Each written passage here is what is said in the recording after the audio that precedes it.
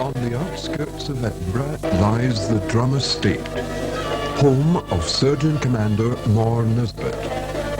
For John and his wife Sheila, ponies were an essential part of family life. Ponies give so much pleasure, but are all too soon outgrown.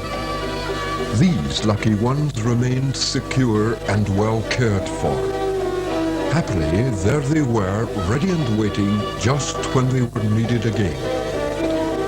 One day, a little girl, Anne, was brought along to the stables. Polio had made walking very difficult. Could she ride? Yes.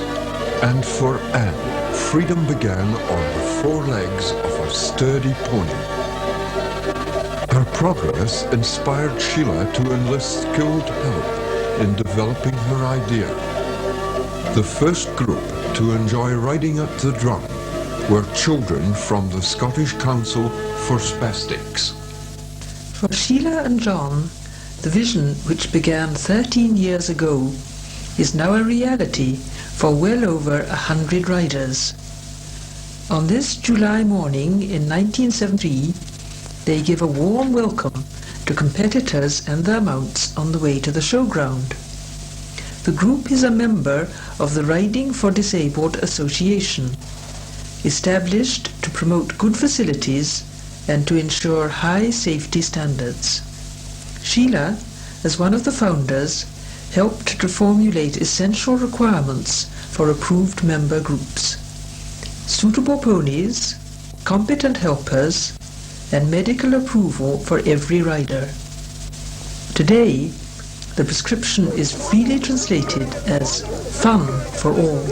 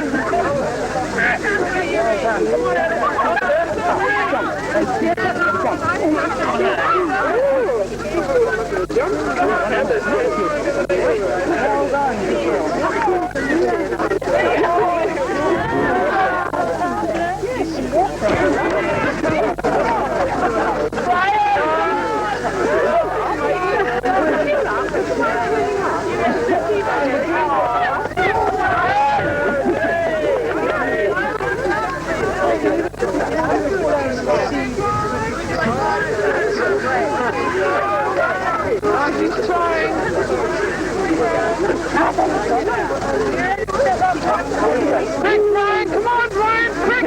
Quick! Come on, bring her in! Come on, Brian! Come on, Brian! Bring her in! Give the hat to the next one!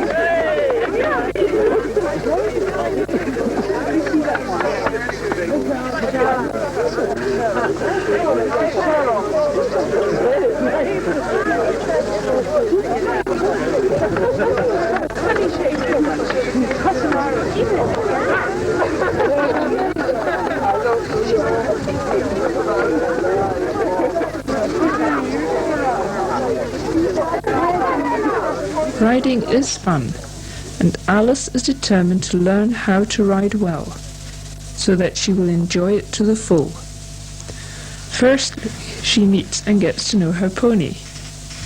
Although Alice is restricted by her spastic legs, she needs only a little assistance to mount. There's no hurry.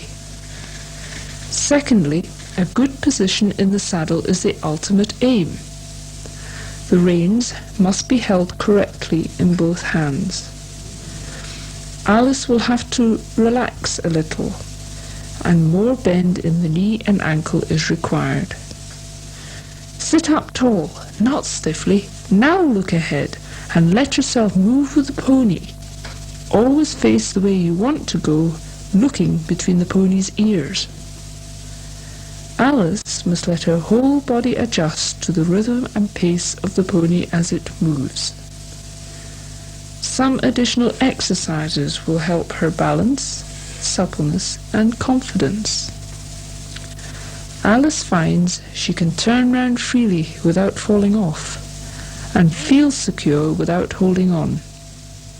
Her position is immediately upset when the pony moves because of her poor coordination, and she has to work very hard to maintain her balance. Rest and relaxation are important between exercises. Her legs are still tense and stiff, so we will let them go free, and with her body and arms relaxed, she swings her legs as though walking. Soon the tense muscles will relax, and her legs will drop into a good position. Riding is based on rhythm, and the rider has to match hers with that of the pony. The trot is a faster rhythm. To prepare for this, Alice practices rising up and sitting down. She will keep a better posture if the stirrups are placed on the ball of the foot. This will help her to move her weight forward in time with the pony. No reins to begin with, as they must not be regarded as a support. She is doing well and will soon be riding unassisted. Some of our riders do need help in mounting. For Tom, a mounting block and some moral support are all that is needed. Long reins compensate for short arms. Tom has good leg control and can give correct aids to move smoothly forward. He has sufficient strength in his fingers to use the reins to communicate with and to guide his pony. The gentle contact makes theirs a happy relationship, the two of them going together as one. This partnership with the pony grows as each gets to know the other better week by week. He can stop and start at will, and the pony gladly responds. Always a thank you for the pony before dismounting. A helping hand is needed, but sliding off is easy when you have two good legs. Alec looks forward to his weekly ride. His legs can give him no help at all, but he has been riding for 2 years. Since he is such a lightweight, he can very easily be lifted into the saddle. He must be held securely and comfortably settled. His legs have no feeling, so they must be gently eased into place and his feet supported to help him maintain his position. Once mounted, he is on top of the world, looking down on the rest of us. Jim is an adult, and to be lifted can be undignified and hazardous. He would rather help himself to mount, using the specially designed ramp in the indoor school. To use it successfully, the pony must be trained to stand stock still with his leader between ramp and mounting block. Helpers must learn the routine and to give support where needed from each side of the pony. The side saddle approach is a comfortable one for spastic legs, which can be eased gently into position as the rider relaxes. A painful spasm can be caused by stretching muscles too quickly. Once in the saddle, Jim is fully in control and ready to ride off and join his friends. Thanks, folks. See you later. Come on, Robin. Where are all the others?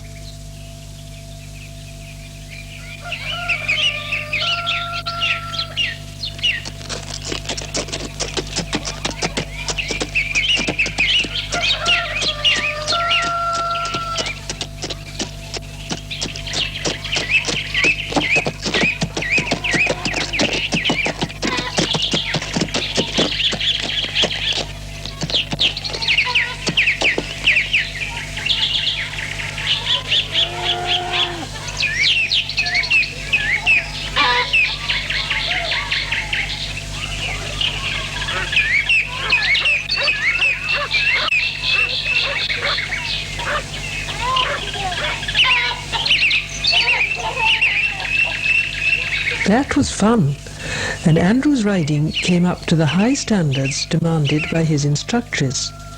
Of course, she does make concessions where necessary. Feet and legs can guide the pony if reins are attached to stirrups. Nigel and his friends think it's super to go for a riding lesson in school hours, and the school doctor agrees. She has good reasons for recommending it medically for each of these children as part of their occupational therapy program. The special aims for each rider have been fully explained to the instructress and her team. Nigel's self-confidence grows as he becomes a really proficient rider. He has the advantage of perfect leg control. Legs are useful even if they are not perfect, but Angela would not wear her artificial ones. On horseback, she found they helped her to sit astride, and now she's fully mobile. Gerald has no feeling or power in his legs, and he cannot stand without full-length calipers. He enjoys the free movement of his pony, balancing with great courage, and is getting good exercise under careful supervision. A fall for Gerald should not be risked, but overprotection is wrong. No need to restrict Martin. He was taught to fall before he could walk. He gets along well with 2 sticks, but it's quicker on Muffin, and his legs are having a good stretch. A group like this requires the combined effort of all concerned. The therapist, aware of the abilities and limitations of each child, informs and guides the helpers. They are key members of the team, for each knows her own rider and pony intimately. They can share the pleasures and excitement. There's always plenty of that around the farmyard.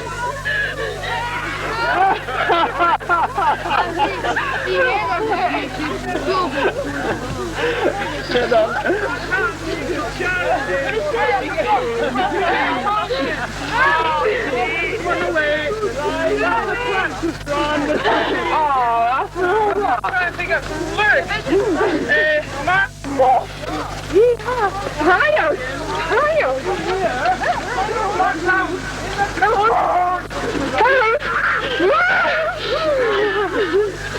Oh, that's fun, messy. Good boy.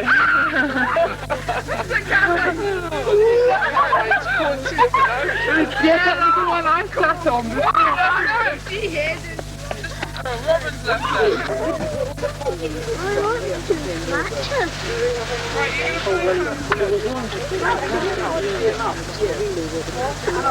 Muffin, coffee's in the ground in your kitchen. You could have another video.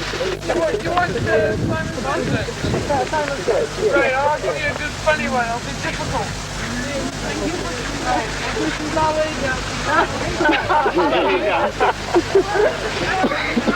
How do you do that? I think the reaction is She couldn't do it. Alice, you can go on your own. That's all right. Let's see if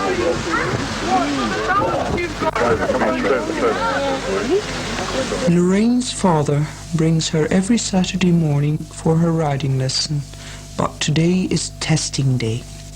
Her favourite pony Bluey and her regular helpers are ready to get her comfortably settled in the saddle before going down to the paddock where the examiner is waiting. She has been riding for about 6 months and wants to take her first test. What an examiner looks for is that the rider is sitting happy and relaxed on the pony, maintaining position at the halt, the walk, and in changes of direction. The examiner must take into account the particular disability of the rider. So the test begins. As the examiner, I usually ask the rider to show me some of the simple exercises which are done in the weekly classes, for this helps them to relax. She did that very well.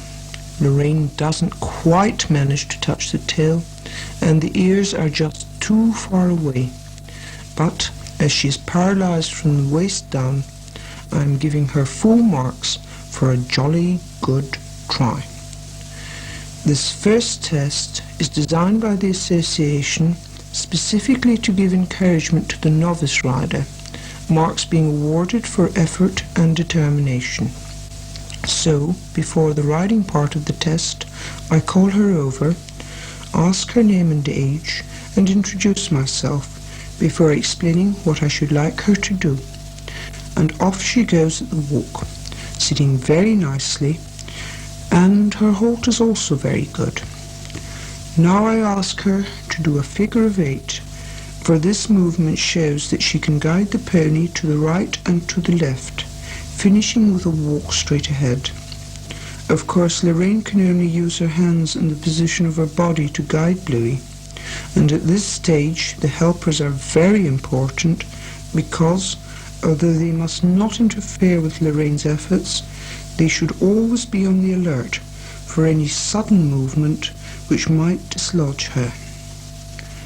To finish off the riding section, I tell her just to ride around the paddock, halting and turning whenever she likes, so that I can see her riding freely.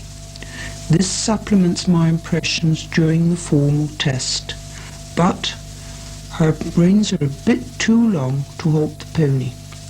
Now I call her in to ask her a few questions about the pony. What is this hare called? What colour is your pony? What are you sitting on? And what do you guide the pony with? Very good. Lorraine knows all the answers and passes her test with flying colours. There, you can put that on your bedroom wall. I very much enjoy testing the children. The helpers are delighted, one very happy little girl and a proud father.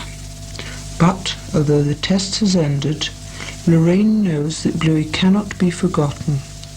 She will take him to the stable, where he will be unsaddled and unbridled, watered and fed. Aileen is no novice rider. She is in full control of her pony Mayfly.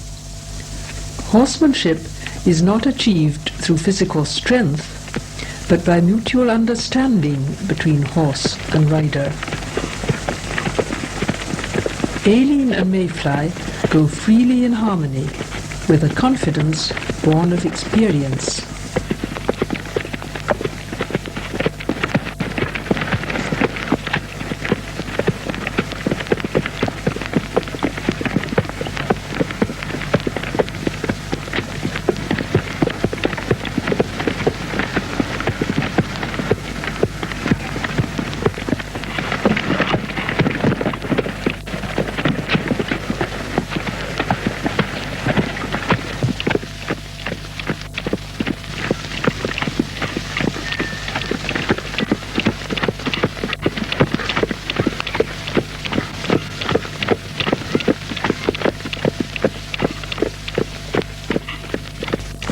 Sean is one of those people who have a special gift of understanding and communicating with animals, and all the ponies instinctively trust him.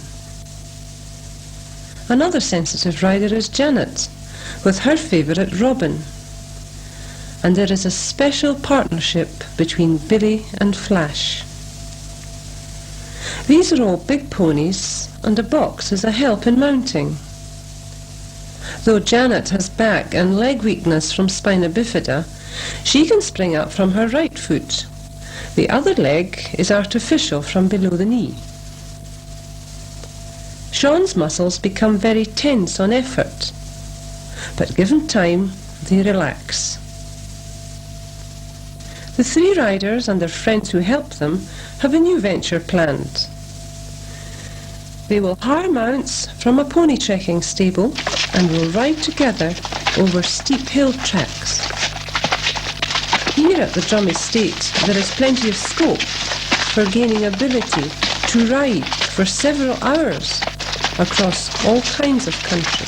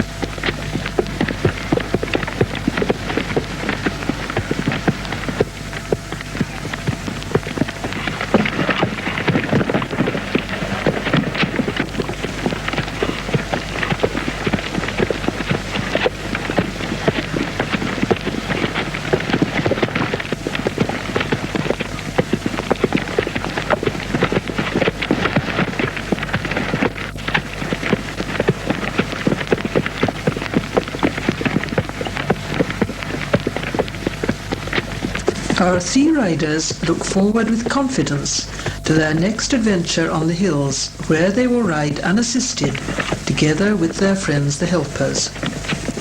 Their performance would do credit to any riding school, yet the drum has much to offer besides riding instruction. Here, people of all ages, skills and abilities are drawn together in sharing a common interest. This is a group activity which involves people and ponies. As mutual understanding grows, handicaps become insignificant. Mobility achieved through horsemanship gives access to a whole range of fresh opportunities. Holidays gain a new dimension when, spectators no more, our riders are able to join in the fun just like everyone else. Now the barriers have vanished. The way is wide open for travellers who take 4 legs to freedom.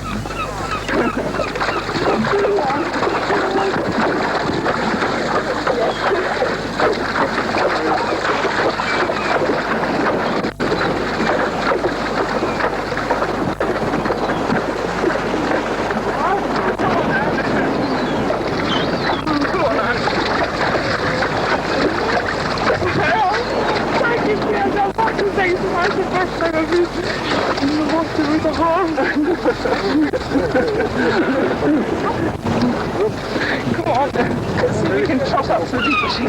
Come on. Come on.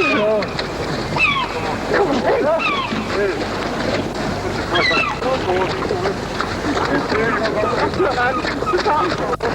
That's not no idea. Just keep going. We'll be back by 5:30.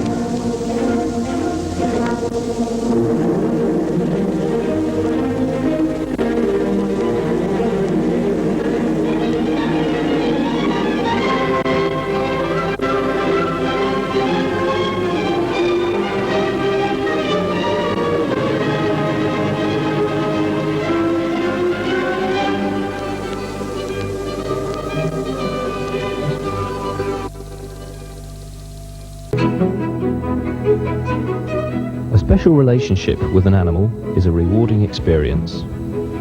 It creates a bond beyond words. And for some people, that bond, that special relationship, can mean something even more.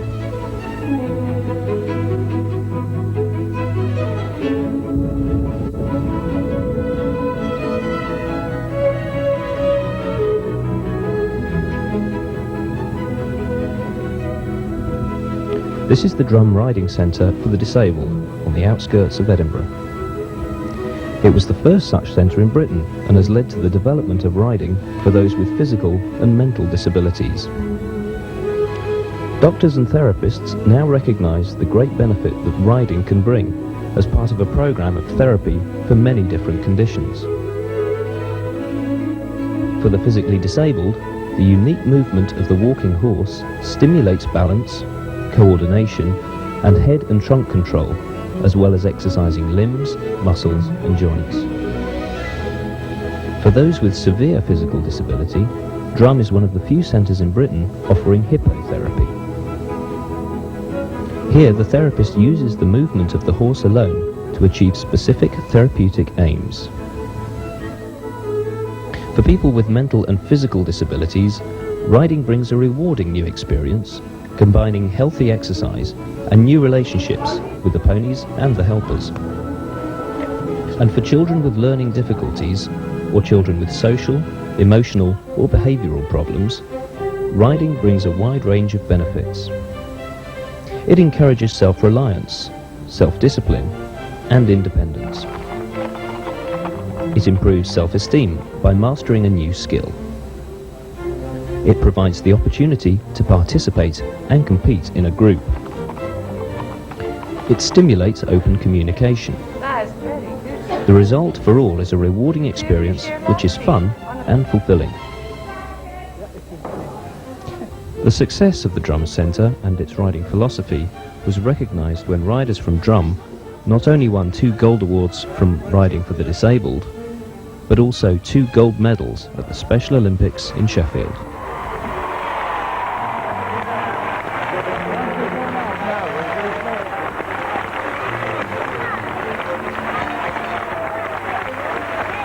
This achievement reflects the high standard of all Drum's activities.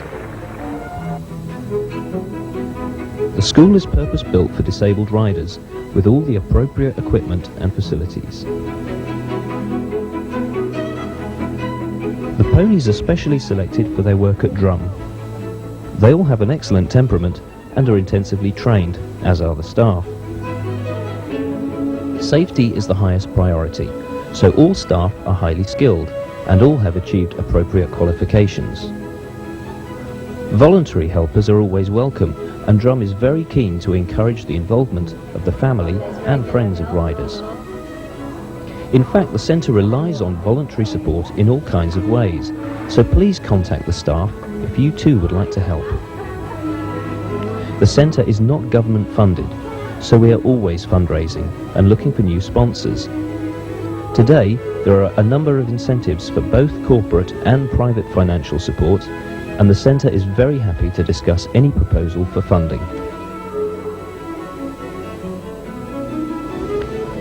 It's essential that the Drum Centre is fully supported in its valuable work, promoting the physical and mental well-being of its riders and creating bonds with parents, friends, helpers and the local community. Bonds that go far beyond words.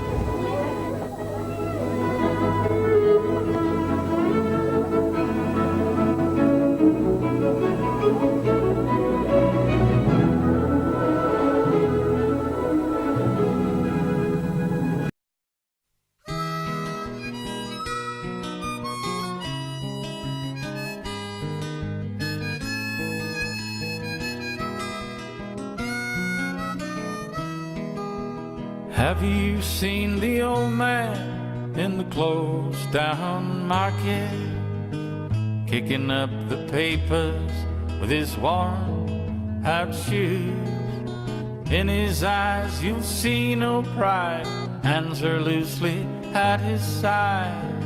Yesterday's papers telling yesterday's news. So how can you tell me that you're lonely and say for you that the sun don't shine? Oh, let me take you by the hand and lead you through the streets of London. I'll show you something to make you change your mind.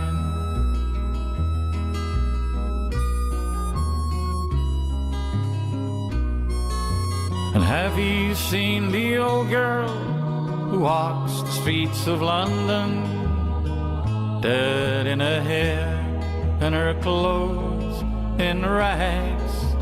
She's no time for talking, she just keeps right on walking, carrying her home in 2 carrier bags.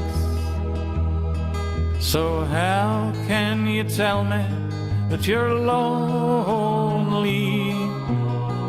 and say for you that the sun don't shine? Oh, let me take you by the hand and lead you through the streets of London. I'll show you something to make you change your mind.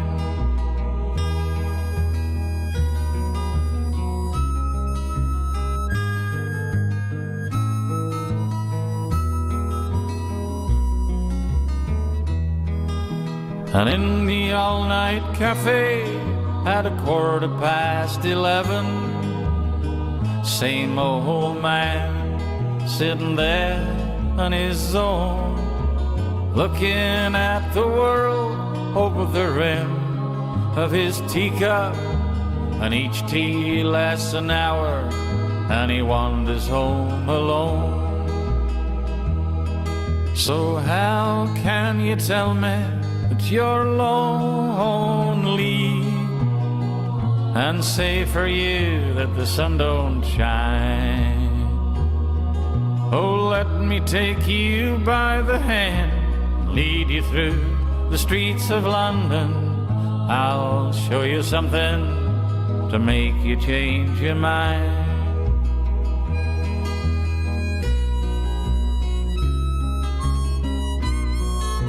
And have you seen the old man outside the Seaman's Mission? Memory fading with the metal ribbons that he wears. And in our winter city, the rain cries a little pity for one more forgotten hero and a world that doesn't care. So how can you tell me that you're lonely, and say for you that the sun don't shine? Oh, let me take you by the hand and lead you through the streets of London. I'll show you something to make you change your mind.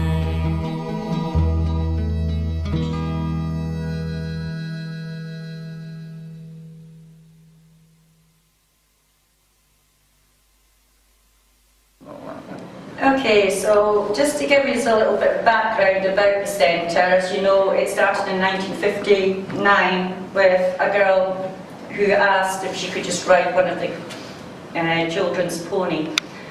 And from there it's grown to having from one rider to 250 riders, 10 ponies, this lovely club room that was extended 3 years ago.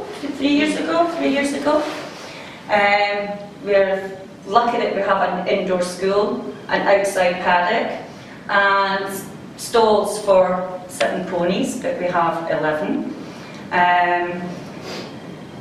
To keep this place going, we have to find actually 70,000 a year, which a third of that comes in riding fees, but we have to do lots of fundraising activities to get the rest of the money, and at this moment in time we're finding it really, really hard to get funding, just the same as all charities are.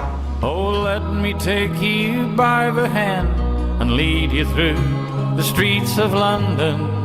I'll show you something to make you change your mind.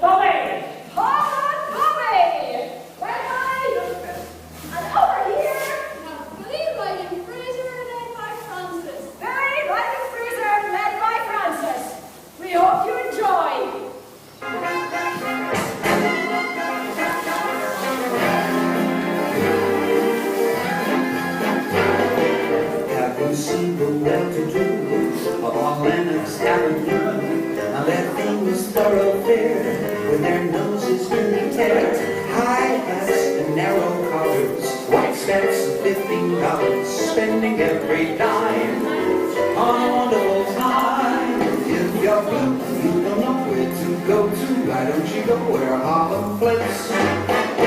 Putting on the ritz,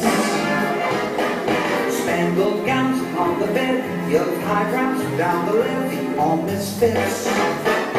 Putting on the ritz, and that's where each and every little bell goes. Every Thursday evening with her swell hose, dropping elbows down with me, we'll attend the Jubilee, see them spin the last 2 bits. Putting on the ritz.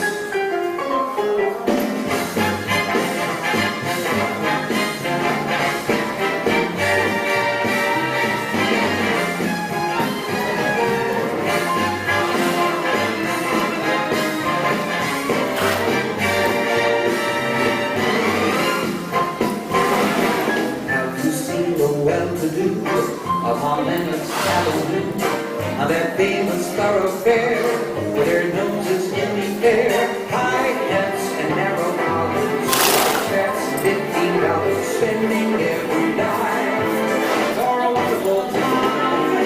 If you're home, you don't know where to go to, why don't you go to fashion states? Putting on the ritz, spangled gowns on the bevy, of high brows down the levee on misfits. Putting on the ritz, that's where each and every blue bell goes. Every Thursday evening with her swell goes, rubbing elbows on the beat with the dinner Jubilee. See them spin their last 2 bits. Putting on the ritz.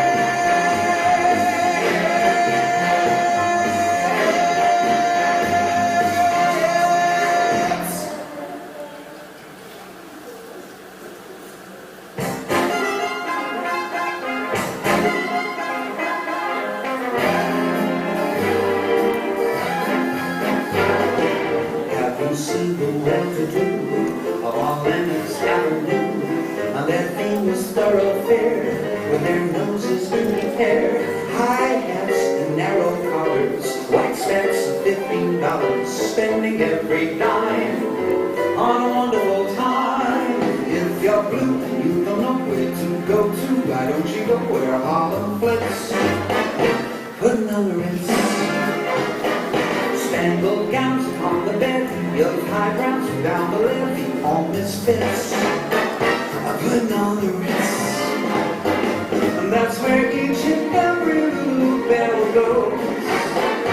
Every Thursday evening with her swell hose, rubbing elbows down with me, we'll attend the Jubilee to see them spin the last 2 bits.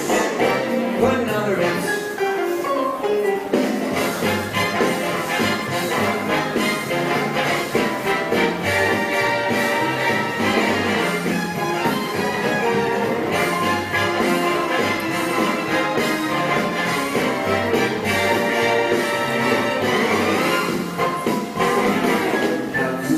Well-to-do upon Leonard's Avenue, on that famous thoroughfare, with their noses in the air, high hats and narrow collars, white spats $15, spending every dime for a wonderful time. If you're blue, you don't know where to go to, why don't you go to fashion states? Putting on the ritz, spangled gowns on the bed, young highbrows down the levee on this